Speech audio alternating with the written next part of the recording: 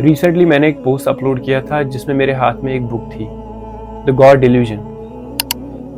उसको देख के मेरे कुछ दोस्तों को लगता है कि ये शायद एथिज्म की तरफ जाने का रास्ता है।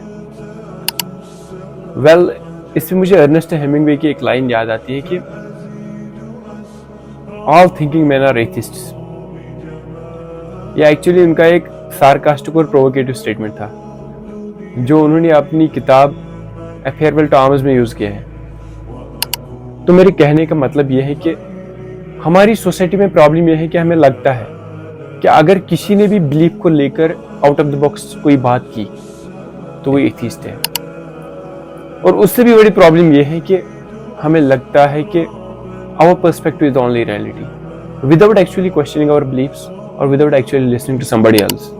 But don't you think that ये एक किस्म की एक ब्लाइंडनेस है कि मेरे घर वालों ने जो कहा है वही सबसे बेस्ट है, कि उनका बिलीफ सही है बाकी उनका बिलीफ गलत है, उनका रिलीजन सही है बाकी उनका रिलीजन गलत है। How is it justified?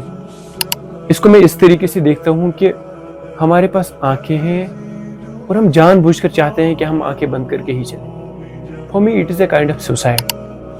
आंखें खोलिए, जो दिख रहा है ना वही रास्ता है, और इस पे कल आपको कोई भी पूछताछ नहीं होगी, क्योंकि आपके पास एक जेन्युइन रीजन है कि आपने ढूंढने की सख्त कोशिश की और अपनी कोशिश और इल्म के हिसाब से आप जिस पॉइंट पे पहुंच गए आपने उसको सच माना। इससे बड़ा इंसाफ क्या हो सकता है? और मेरी इस बात को सपोर्ट करता है एक बड़ा फिलोसफर रेने डेकार्ट, जिन्होंने अपनी किताब डिस्कोर्स एंड मेथड में लिखा है कि अगर आप सच में खुद को एक रियल सीकर ऑफ ट्रुथ समझते हो तो आप में इतनी हिम्मत होनी चाहिए कि आप जिंदगी में कम से कम एक बार अपने हर एक बिलीफ पे शक कर सको। तो क्या आप में इतनी हिम्मत है कि आप अपने बिलीफ्स को क्वेश्चन कर सको?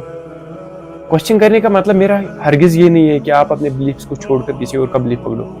हो सकता है कि आप इस वक्त जिस बिलीफ पे हो आप रिसर्च करके फिर से वहीं पे पहुंच जाओ, बट फर्क सिर्फ इतनी होगी कि इस वक्त आप अंधेरे में हो, बाद में आप इत्मीनान के साथ आगे बढ़कर क्लेम कर सकते हो कि हाँ, ये मेरा रास्ता है और मैंने इन रीजंस की वजह से इस रास्ते को इख्तियार किया है।